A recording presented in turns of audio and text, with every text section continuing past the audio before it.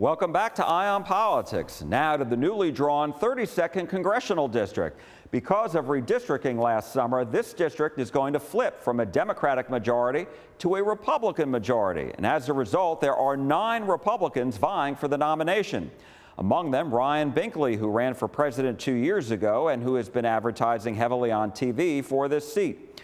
Paul Bondar, who ran for Congress in Oklahoma 2 years ago and who was also advertised on TV. Darrell, who was the Republican nominee for this district 2 years ago, and Jace Yarbrough, who also has TV ads and has racked up endorsements from President Trump, Governor Abbott, and Turning Point Action. We interviewed these 4 candidates and asked them why they're running and the essence of their campaign. I'm running for Congress because our district needs leadership that really reflects their values. Right now, as you know, a lot of America is struggling, mainly financially, and the affordability of where their life is now compared to the way it was 5 years ago. We've printed about 40% of our nation's money supply in the last 5 years, and a lot of people are struggling to keep up. Bottom line, the dollar's not going as far as it used to in healthcare and business, housing, so many key issues. And I think it's time to put a business leader in Congress, similar to the way President Trump was in the White House. Let's put a business leader in Congress. And so I'm a business leader here in the area, in the district. I'm also a pastor, and I'm fighting for the next generation. I've got 5 kids that are 15 to 25, and they simply do not have the same opportunities that I had and you and I had 30 years ago. And I'm fighting for them to make sure we get our country right now for our generation and save it for theirs. Why should Republican primary voters select you over the others? Well, great. Well, I think, as I just mentioned, you have to decide who do you want to represent you. Right now, we've gotten in a lot of trouble. We're almost $40 trillion in debt. In fact, we haven't had a surplus in our budget, and I think in over 25 years now. So we've had an addiction to deficit spending, and we don't have leaders today, I think, they can stand up against PAC groups and lobby groups that want to buy their vote and bring their influence in. So we have to have leaders that go to Congress that represent the district instead of representing the big power money groups out there. So I can't be bought. I want to come and make sure that they know that I have their best interests in mind. And I think if they want a leader that understands money, how to balance a budget, how to bring DOGE cuts into law, which we only brought in 1% in this last legislation, I think we need leaders today that can be, hold strong to that. I had a chance to meet with one of our congressmen recently in D.C., and he's retiring, Congressman Jody Arrington, and he handed me his balanced budget book because he fought for 8 years. And he said, Ryan, this is my biggest regret. I couldn't get it done. And I said, Jody, if God gives me this opportunity, I'll take this mantle and we'll fight for this, because this is the real fight. How do we truly bring change economically and growth, but still cut costs to have a healthy country? How do you do that? Wisdom. It's going to take a lot of hard work. I think the biggest way is to grow first. President Trump needs leaders that know how to grow small businesses, and that's what I do for a living. We help businesses grow in our company. We now have about 400 employees nationwide, and what we do is help businesses grow and sell. And what business owners need is they need access to capital a little bit better through the SBA program. It's harder today. They need the government to get out of the way. We have more 4-letter and 3-letter acronym agencies out there putting undue pressure on them. Next thing we do is we have to solve the health care affordability crisis. We have health care costs that are about 40% higher than regular inflation for 30 years. And I have a plan to gut that and to make it a free marketplace. When we do those 3 things, we'll get small businesses thriving again. I came to the conclusion that, you can either be a Monday morning quarterback and you can just sit there and complain, or you can do something about it. And so after COVID, I said, I want to get involved. I want to represent people. I've been a businessman for 20 plus years. I started a business with 1 employee in the crash of 2008, and I started from very little, and I grew that company from 1 employee up to one of the top 120 something agencies in America. You have to be right a lot of times in order to do that. It's time somebody's right for the American people and the folks here of Texas. Why should Republican primary voters select you over the others? Well, it is a crowded field, but a couple things. Nothing comes easy. You have to go out and work for it. I've been one of the ones that have been working and consistently involved. Secondarily, most importantly, I live in the district. You have a couple candidates who don't. And I don't understand how you can ask somebody to vote for you if you can't even vote for yourself, right? So there's a couple candidates that I think are going to have some issues with that, because people want to have a representative that understands them. I go to the local church, they can see me, I'll be held accountable, and they say, Paul, why did you vote for something like that? And I'm going to be able to explain to them why I did and why they're going to be happy or not. when you don't live in the district and you don't have that accountability, I think people are going to be, people are afraid of that type of dynamic. And so I think that that's a qualifying issue that is really, really super important, and a disqualifying issue that is going to be a deal breaker for many. I know you ran for Congress in Oklahoma a couple of years ago, but you're in Rockwall now. Been in Rockwall for 6 years, and I had a secondary residency that I made into a primary residency because people in Oklahoma were saying, hey, we need somebody to run, we need help, we are not getting good representation. And I turned them down, and that was 2022. And they kept asking in 2023 and 2024. I said, let's go try to help. I was talked in, I was flattered that people would say, they said, hey, we get all our best recruits to play at OU from Texas. It might just take a guy from Texas to get our politics right. It was very flattering. But ultimately, I don't think it was the right thing because I underestimated how important it is to really live in the district. And Jack, the thing is, I was able to vote for myself. I had property, I had a ranch, well over 500 acres. I had a vested interest at least. We have a candidate right now that's living in the shadow of the Oklahoma border right now that's about as far away as what I was when I ran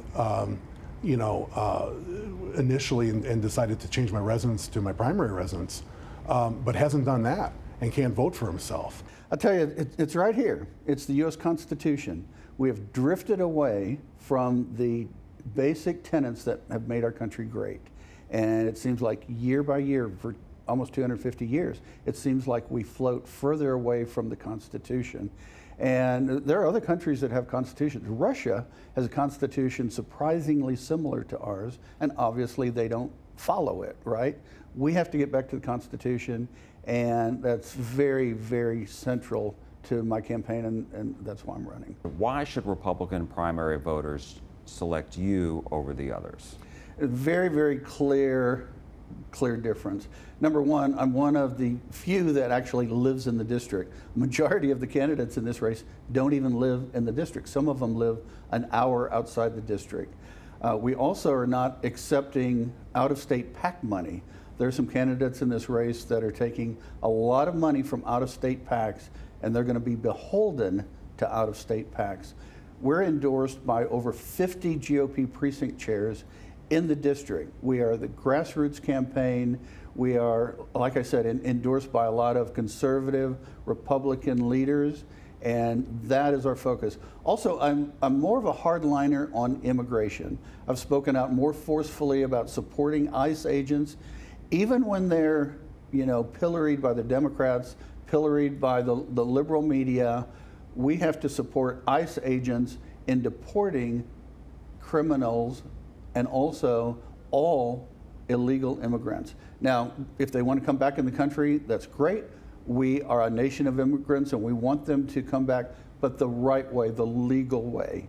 A majority of Americans, 70% of Americans, want all illegals deported. That's why President Trump got elected. His pledge to have mass deportations of illegal immigrants. Right now, Jack, our immigration is at the highest level it's ever been in our history, even higher than when we had the flood of Irish into New York.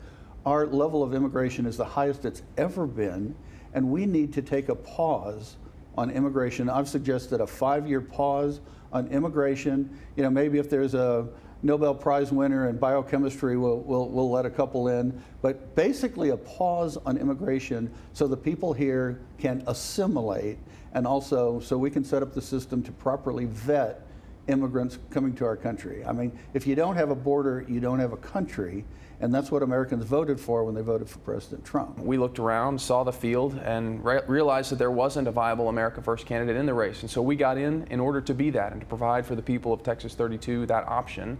This is a Trump plus 17 district, very Republican, very red district. I'm very proud to be that America First candidate in the race. Our campaign is unabashedly a supporter of the president and his agenda. We are here to fight for that agenda and to move the ball forward and really make permanent a lot of the gains that have been realized by his administration just in this past year. Why should Republican primary voters select you over the others? Sure. Well, I think, every election cycle, politicians stand up and say things that they know voters want to hear, and we, the voters, hope that we can trust them, and a lot of times, unfortunately, we find out that we probably can't.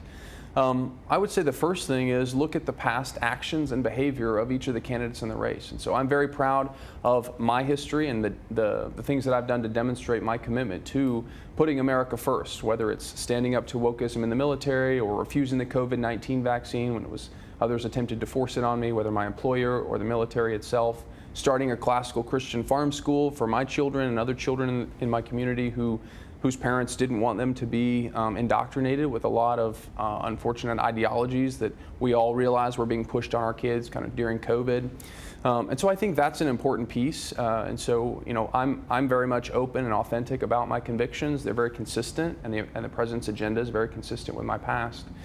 But there's also, in addition to sort of policy conviction, there's also a disposition, I think, that's really important, and it sets apart those who are seeking to represent what I call kind of the new right, or others have called the new right, the America First right. And that is a disposition that says, look, Republicans for too long have simply played defense, and they think that's enough, right? Now, I'm grateful for many things about William Buckley, but he famously said, right, we stand athwart history yelling stop. And at the end of the day, a defensive strategy, as Napoleon said, ultimately leads to defeat. We are experiencing a kind of slow motion cultural or civilizational suicide. We are being defeated, and Republicans too often offer what the left wants, just at a slightly slower pace. Our approach, whether as demonstrated through the kind of work that I do on the legal side, for example, bringing lawsuits against the left, is to say it's time for Republicans to go on offense, to take ground, to have a positive vision of where we want to go, and to fight for that, and not simply refrain from using power because we're afraid the left is going to do that to us, or because we somehow want to impress moderates with our self-control. Right? Those days are over. We have an objective, we have a country to go save, and we need to go save it. And to do that, we have to go on offense. The other candidates in the Republican primary are Amy Carrasco, Gordon Heslop, Monty Montanez, James Ussery, and Apteen Vaziri. With 9 candidates in the Republican primary, it's expected this race will end up in a runoff on May 26th.